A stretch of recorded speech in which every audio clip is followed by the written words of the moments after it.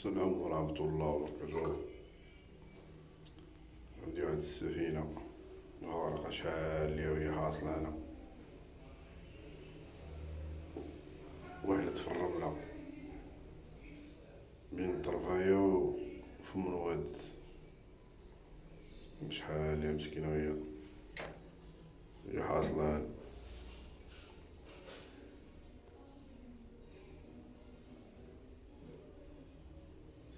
الدار ما خرجتش ليهم ما يخلوها.